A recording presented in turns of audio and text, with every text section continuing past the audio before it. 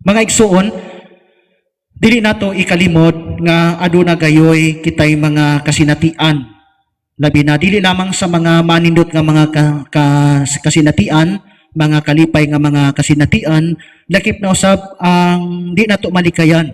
Usahay ang pakiglalis, ang pakig-away sa ato ang mga kaigsuunan o kasagaran nga mahitabo kini diha sa ato ang mismo nga pamilya, sa ato ang katilingban, o dili ba kaha diha sa ato ang mismo nga gitrabahuan.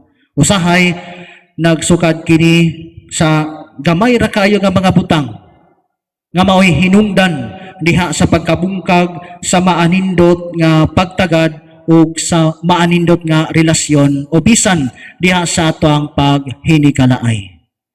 Mga igsuon, ang mga pagbasa karong adlaw ilabi na diha sa ato ang ebanghelyo naghagit sa matag usa kanato ang sa pagbaton o malumo nga kasing-kasing o pagpugong sa kaugalingon sa pagpuyo sa katarong o diha sa panaghiusa. Ug dili kalimod sa ato ang kapanahonan karon nga diin gihulga kita sa mga kalibutanon nga mga haylo nga kung dili kita magmatngod niini sa hinay-hinay, dili kita makamatikod nga mao na kini ang naghari diha sa ato ang mismo nga kaugalingon. Diha sa kasamtangan, aniya kita sa katilingban nga siguro naghinubra ang ato ang mga kagawasan nga naghatag og dakong bili sa mga material nga mga panginahanglan.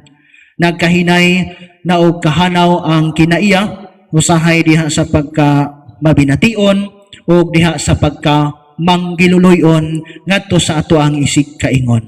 In short, wala nay pagtagad diha sa mga kabos, sa atong mga langyaw o bisan sa mga dumuduong.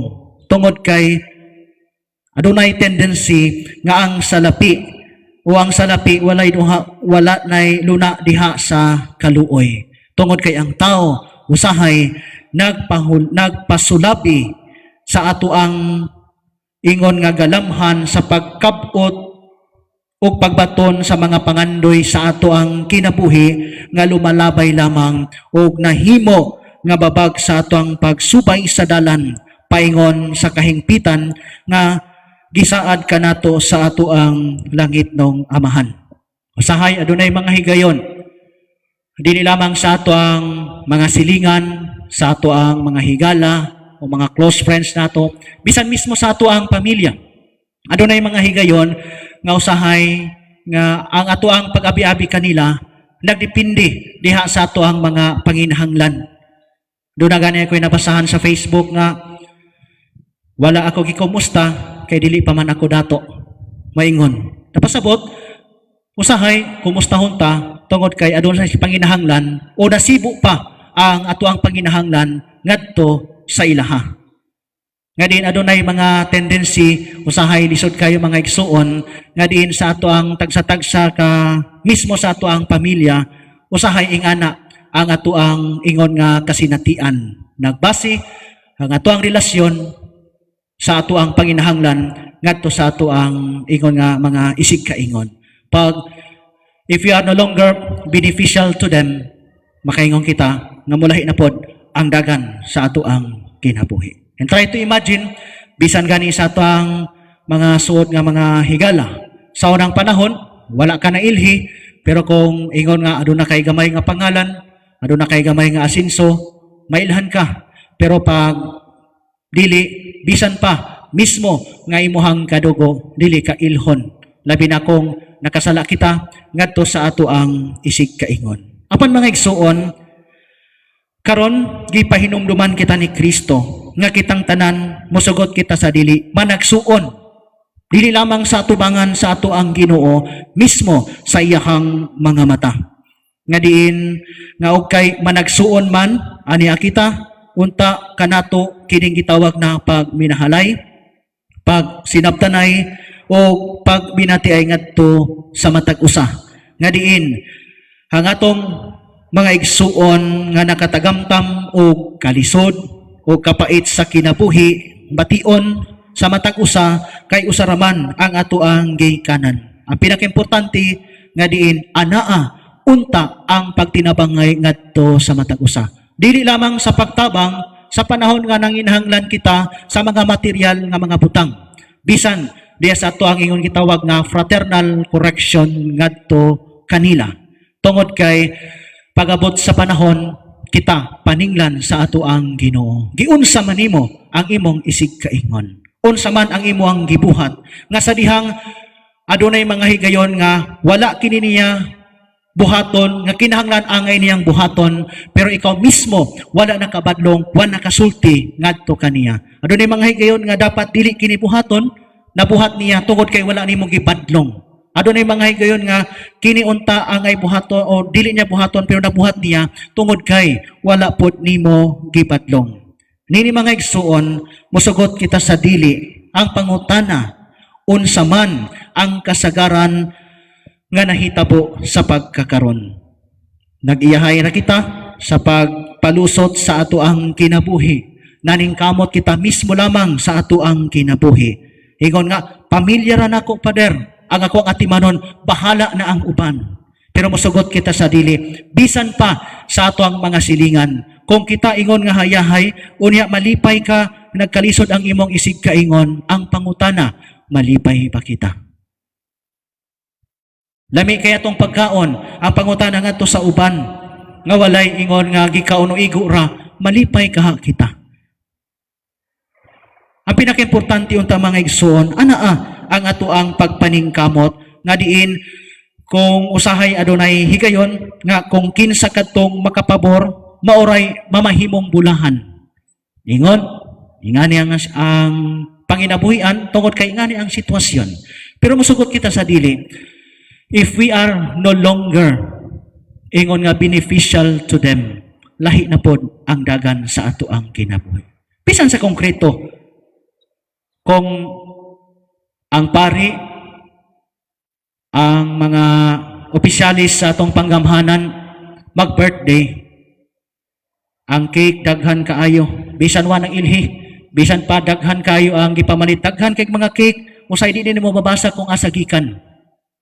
Pero sa panahon nga dili na ka mao ang ninggunit sa maong posisyon, bisan usa ka cake way mohatag sa imo. Usahay sa tong pagpabati, dili tungod kay nagpadayag kita sa gugma, dili ang tinuod nga gugma ang ato ang gipadayag, kundi ang ato ang gipasidunggan, usahay ang titulo sa maong tao. Ato ang tagaan, tungod kay siya mauman ang amahan sa ato ang lungsod, amahan sa ato ang probinsya, amahan diha sa ato ang ingon nga distrito. Pero after all, pagkahuman ni ana, susama ba gihapon ang atohang paghandom, pag-celebrate ngadto kanila.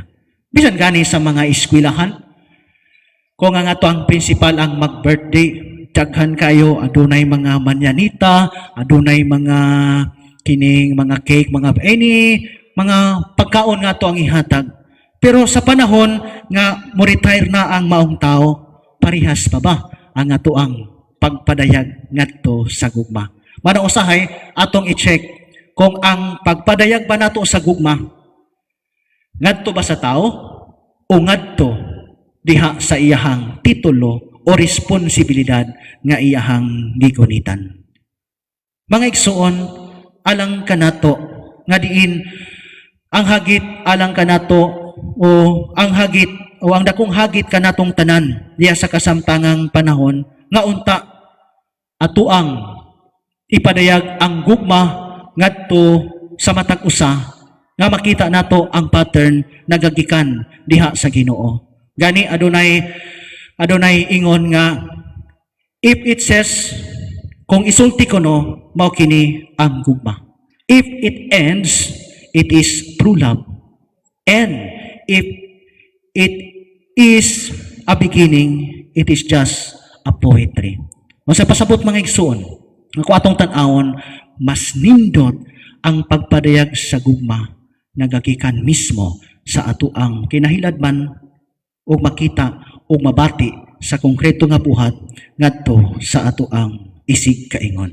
Tungod kay pinaagi ni ini mga igsuon, even the fraternal correction nga ato ang madawat ngadto sa ato ang isig kaingon kinasing-kasing.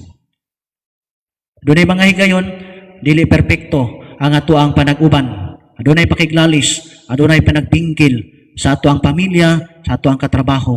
Ang pinakaimportante nga diin mabalik ang maong relasyon dili sa bisan unsa nga bertod kundi mahilom ang maong mga kasakit, mga pagbati nga dili maayo tungod kay mas napadayag ang gugma ngadto sa matag usa. Ang atong pagbabati ug ang atong nabati nga gugma dili sa perpekto, pero kung ato ang sumbanan ang tinuod nga nahigugma ang ato ang Ginoong Hesukristo, kining maong gugma mulungtad ug maningkamot nga pabati ngadto sa ato ang isig kaingon. Hinaot pa ta.